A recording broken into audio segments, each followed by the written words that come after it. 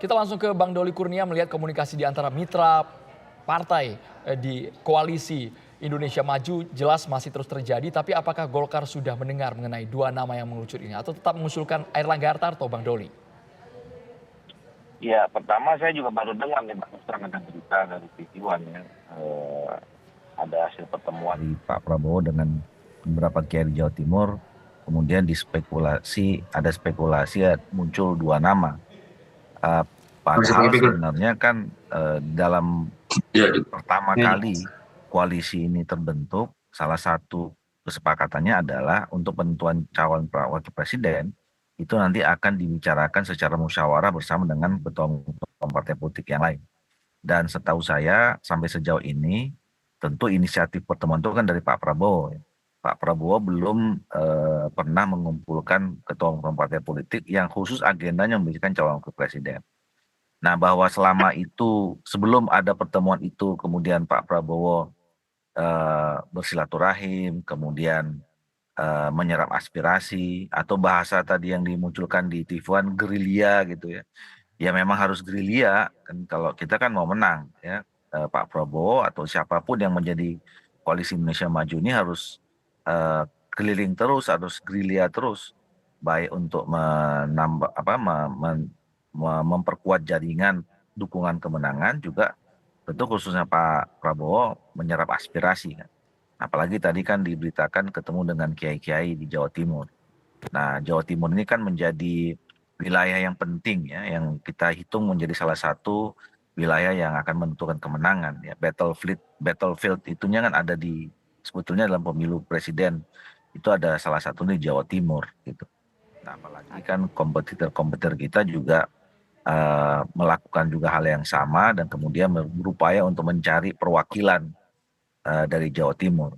Jadi itu sesuatu yang memang menjadi bagian dalam proses nanti sampai pada penetapan calon wakil presiden. Nah, kalau Golkar sendiri sampai sekarang tentu kita belum mengubah sikap ya. Kami tetap mempunyai satu nominasi tunggal namanya Pak Airlangga Hartarto. Jadi nanti dalam pembicaraan secara musyawarah di antara ketua partai politik itu tentu Golkar melalui Pak Airlangga ya mengusulkan nama Pak Airlangga Hartarto tetap sampai hari ini. Oke, baik. Nah, sekarang kita ingin ke Bang Effendi Ghazali. Bang Effendi Ghazali, kalau kita lihat Golkar masih tentu memiliki hanya satu saja sejauh ini nama Airlangga Hartarto. Kemarin kita melihat bahwa ada utusan dari Prabowo Subianto itu bertemu dengan Ibu Khofifah Indar Parawansa. Tapi kalau kita lihat sebetulnya apakah nantinya calon wakil presiden ini jangan-jangan memang dari Jawa Timur, tokoh Jawa Timur atau mungkin ada peluang yang lain? Ya, kedatangan kalau di sini sebut gerilya ke Jawa Timur itu saya rasa untuk 4 pihak. Yang pertama bertemu dengan Yai karena kita tahu ya kiai-kiai ini sangat penting ketika Caimin misalnya dengan Amin itu sudah mendapat mesin partai PKB yang real kan karena pemilu ini bersamaan dengan legislatif. Jadi mesin partai itu bersama dengan Caimin lah. Karena itu pertemuan pertama itu dengan para kiai yang mana tadi disebutkan ada 25 kiai ya dan itu barangkali kiai-kiai dalam konteks kultural dan kiai-kiai akar rumput begitu. Nah, pada sisi lain tentu saja kalau bisa mendapatkan cawapres serta kalau meleset-meleset mendapatkan ketua tim sukses atau posisi penting pada bagian tim sukses serta yang agak penting juga sebetulnya bertemu dengan anak muda ya. Karena kami punya survei yang sedang dijalankan oleh para komunikolog di Jawa Timur. Jadi ada 4 tujuan daripada gerilya ini. Nah, sebab sekarang tentu saja kita mau bicara tentang siapa nama yang 2 yang disebut-sebut itu. Kami senang sekali karena kebetulan saya pernah bertemu agak lama dengan Ibu Khofifah ya 4 jam lebih bersama dengan komunikolog di Jawa Timur Suko Widodo. Komunikolog ini juga masih terus melakukan riset, bahkan mereka enaknya jadi komunikolog itu ada di seluruh Indonesia gitu. Nah, di Jawa Timur kalau tadi disebutkan mengerucut menjadi 2 nama, maka dengan cepat saya mau mengatakan harus ada tambahan lagi yaitu kalau MK memutuskan boleh ada pengajuan wakil presiden itu ya, bukan persoalan di 35 tahunnya, tapi pada persoalan selama memiliki pengalaman dalam pemerintahan, 5 atau 6 kata itu menjadi penting.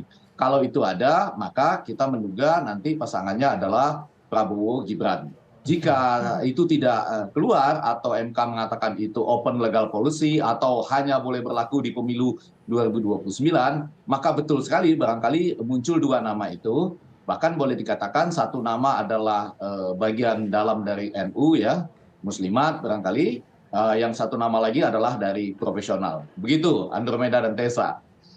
Baik, kami juga ingin tahu sebenarnya kapan tenggat waktunya ini? Kapan diumumkan kepada publik siapa yang akan menjadi pendamping Prabowo Subianto? Apakah tadi kata Bang Effendi Ghazali menunggu nanti hasil putusan MK nama Gibran Raka Buming Raka yang akan masuk? Sesaat lagi Bang Ahmad Riza Patria ditanggapi hanya di Kabar Petang pemirsa.